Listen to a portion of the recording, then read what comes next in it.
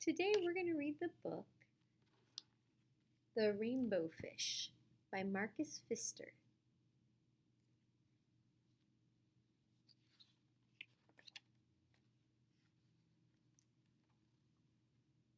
A long way out in the deep blue sea there lived a fish, not just an ordinary fish, but the most beautiful fish in the entire ocean. His scales were every shade of blue and green and purple, with sparkling silver scales among them. So let's take a look. Do you see the blue? I see some blue and green and purple, and there's those sparkling silver scales in there. See how they shine in the light?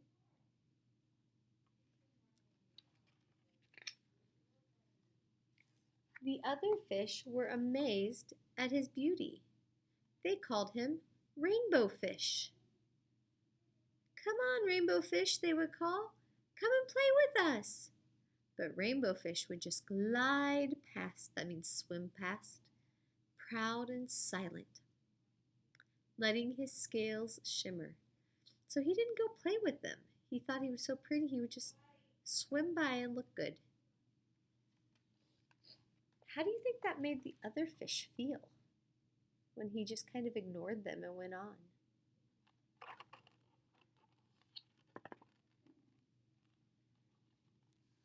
One day, a little blue fish followed after him. See?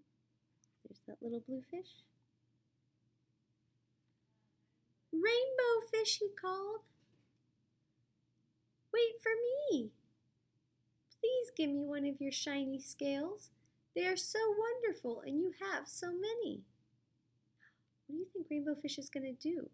The little fish wants one of his shimmery, beautiful scales.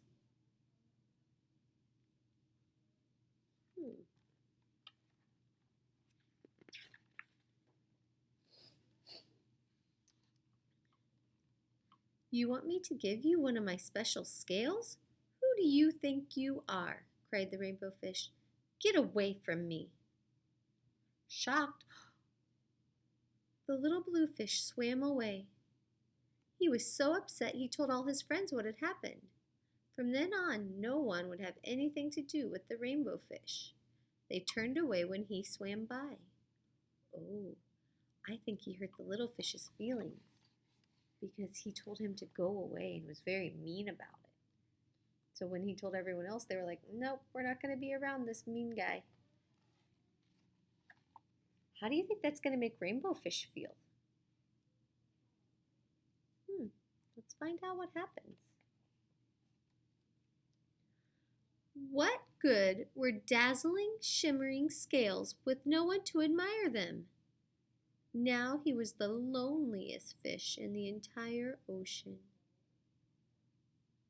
Oh, so he's starting to feel sad because he feels all alone. One day he poured out his troubles to the starfish. Okay, see the starfish down here? "I really am beautiful. Why doesn't anyone like me?"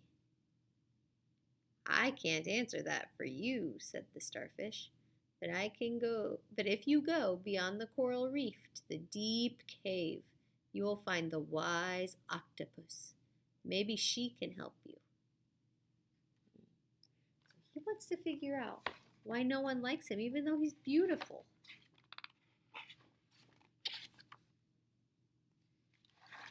The Rainbow Fish found the cave. It was very dark inside. He couldn't see anything. Then suddenly 2 eyes caught him in their glare, and the octopus emerged from the darkness. So at first you couldn't see anything, then he saw the octopus's eyes, and it came creeping out. I wonder what the octopus is going to tell him. What would you tell him? If he came and asked you why no one liked him even though he was beautiful, what would you say? Let's see what the octopus says. "I have been waiting for you," said the octopus with a deep voice. "The waves have told me your story. This is my advice. Give a glittering scale to each of the other fish. You will no longer be the most beautiful fish in the sea, but you will discover how to be happy. So the octopus told him that he has to give away some of his scales. And then he wouldn't be the most beautiful, but he'd have other people happy. And so he'd have friends and he'd be happy. Do you agree with that? What do you think? Do you think Rainbow Fish is going to do it? Or do you think he's still going to be like, no way? Let's find out. I can't, the Rainbow Fish started to say, but the octopus had already disappeared into a dark cloud of ink. So the octopus turned around and went away. Give away my scales? My beautiful, shining scales? Never. How could I ever be happy without them? So he doesn't think he's going to do it. He disagrees with her. Suddenly, he felt the light touch of a fin. The little blue fish was back. Rainbow Fish, please don't be angry. I just want one little scale. The Rainbow Fish wavered. That means he wasn't sure what to do. Only one very, very small shimmering scale, he thought. Well, maybe I wouldn't miss just one. So he's thinking about doing it. Do you think he should? Let's see what he does. Carefully, the Rainbow Fish pulled out the smallest scale and gave it to the little fish. He did do it. Thank you very much, the little blue fish bubbled playfully as he tucked the shiny scale in among his blue ones. A rather peculiar feeling came over the Rainbow Fish. Peculiar means like odd or strange, so a weird feeling came over the Rainbow Fish. For a long time, he watched the little blue fish swim back and forth with his new scale glittering in the water. So he watched the new friend with his shiny scale. What do you think he's feeling now? What do you think is going to happen next?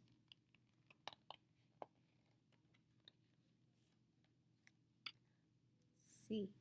The little blue fish whizzed through the ocean with his scale flashing. So it didn't take long before the Rainbow Fish was surrounded by the other fish. Everyone wanted a glittering scale. So now all the fish want one. What do you think Rainbow Fish is going to do? What would you do? Let's see what he chose. The Rainbow Fish shared his scales left and right. And the more he gave away, the more delighted, that means happier, he became. When the water around him filled with glimmering scales, he at last felt at home among the other fish. So he gave each of them a shiny scale. So if we look, we can see some of the shiny scales in the picture. So he gave them some, and they got to be happy, and Rainbow Fish got to be happy because he shared his things. Finally, the Rainbow Fish had only one shiny scale left. His most prized possessions had been given away, yet he was very happy. So see, if we look at him, he's only got one of the shiny ones left. These were his most important favorite things, but he still shared, and he ended up happier because now he has people to share them with. So he has friends around. Come on, Rainbow Fish, they called. Come and play with us. Here I come, said Rainbow Fish, and as happy as a splash, he swam off to join his friends. So now he's really, really happy because he has people to play with.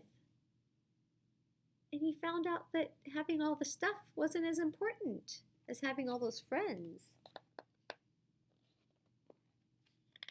The end. Well, I hope you liked our story. It showed us a great thing about sharing. That sometimes we really want to keep our things to ourselves, but if we can open up and share them with other people, it can make us happy and it can make them happy too. And that our feelings are okay to have. Sometimes it takes a little while to decide what to do. So I want you to think about a time where it was hard for you to share and draw that picture of when you shared something, even though it was really hard to do, and send that picture to me. See you later.